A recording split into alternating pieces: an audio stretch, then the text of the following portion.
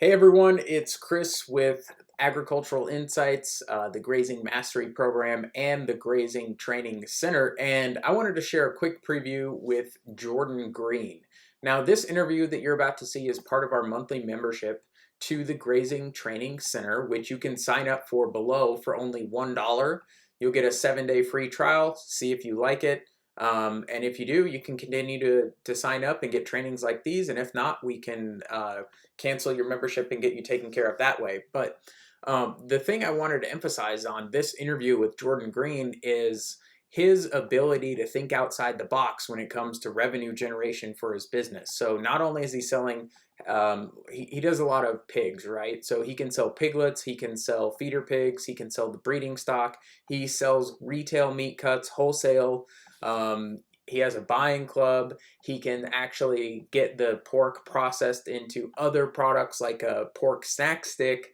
So basically what this does is mitigates his risk and really ensures the profitability of his operation. So I won't go into any more detail. I'll let Jordan, who's the expert, take over. But if you'd like more interviews like this, I'd encourage you to click on the button below this video or on this page. Sign up for a Grazing Training Center trial. It's only $1 for 7 days, and I'll see you on the other side. All right, take care. Bye.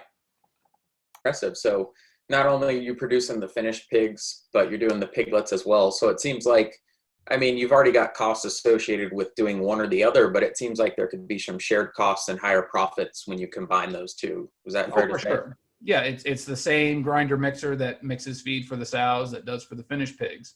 One thing when you're doing a farrowing operation, you will end up with piglets that, you shouldn't be selling to someone else. They've got a hernia or they've got just a bum leg, or they're just generally runty. Well, those are the ones that we can finish out and slaughter ourselves.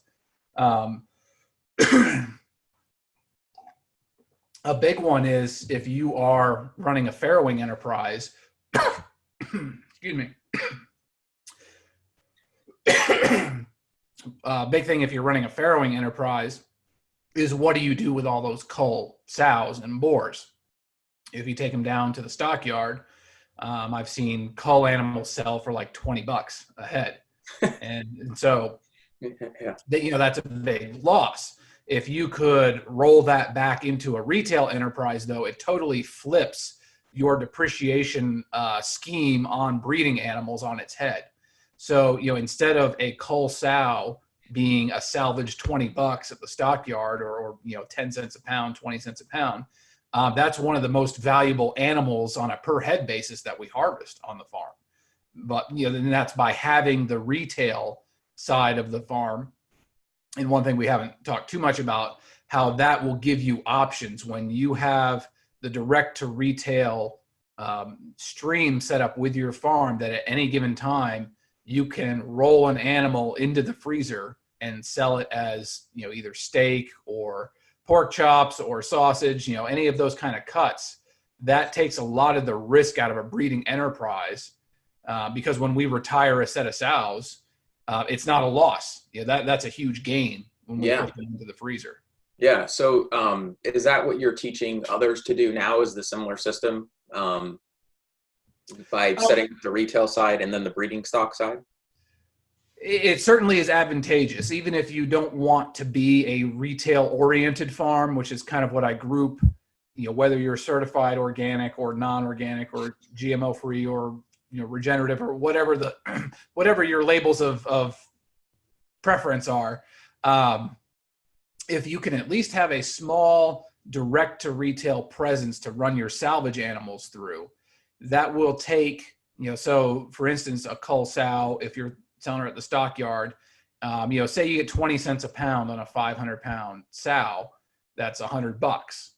But by having a small store on the farm or a small distribution network, that sow to us is worth almost $3,000 because she's going to yield, 300-400 pounds of retail ready pork. And so, it's going to cost $500 to $600 to have the processing done. So really, we're talking about a $2,000 to $2,200 difference every time that we send a sow into our freezer instead of sending it down to the stockyard. And if you're calling out 20 sows a year, you're talking an income right there, just in just in salvage on breeding stock. Yeah. And the same, would apply for a beef operation as well.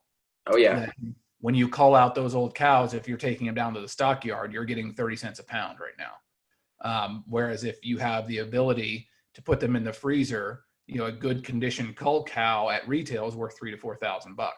So, even if you don't have a passion for retailing, if you have just a little one, just to run your salvage animals through, that's going to put you far ahead of having a commodity only oriented operation where your cull breeding stock is just thrown out for salvage at the stockyard. Yeah, that's fantastic. That's wonderful to hear. Let's move into the retail side of things, because I feel like just from the observation and the research I've done, you guys do a great job at that. So you have an on-farm store, you have a website where people can order. It looks like you ship nationwide. You have wholesale as well. So there's a lot going on there, right? So from the person on the outside looking in, looking at your operation, your business, that might be overwhelming, but I guess could you break down each one of those and talk about the pros and cons of each, and how those go on to affect the bottom line of your business? Sure. Yeah. So we certainly didn't start out with all of those things, but it's about establishing, when you're starting a farm, what is kind of the core going to be, and then you can start to flesh it out a model from there. For us, it was a direct to retail model. So we started out, farmers markets being the first thing that we sold at. We did not have an on-farm store. Literally our freezers were in an enclosed trailer that would get plugged in at the barn when we came back. And then, then we'd start selling out of the back of the trailer a little bit. And then, eventually we converted an old shed into a retail store. The reason though, that we like to have all of those different things running is there's going to be opportunities at every level. And if you have the ability to sell at, just take the pig, for instance, because we've been talking about that. If you have a profitable price point for a piglet, and then you have a profitable price point for, a heavy feeder pig, a finished pig, a barbecue pig, let's say, a pork chop, a 1 ounce pork snack stick. If you have a profitable price point at any one of those stations of the animal's life, you have a huge amount of flexibility on when you make the sale. Because you never, one of the worst things you can do as a livestock producer is be backed into the corner of an unprofitable sale.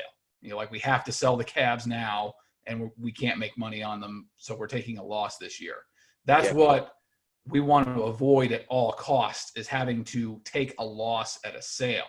And so, our price lists are built around that we will make some money at every point along the way, with the best return on our money being at the highest value added product. So like the pork snack sticks, for instance, that's a very highly value added product, because there's a correlation between the public's acceptance of a price point in relation to its proximity to consumption.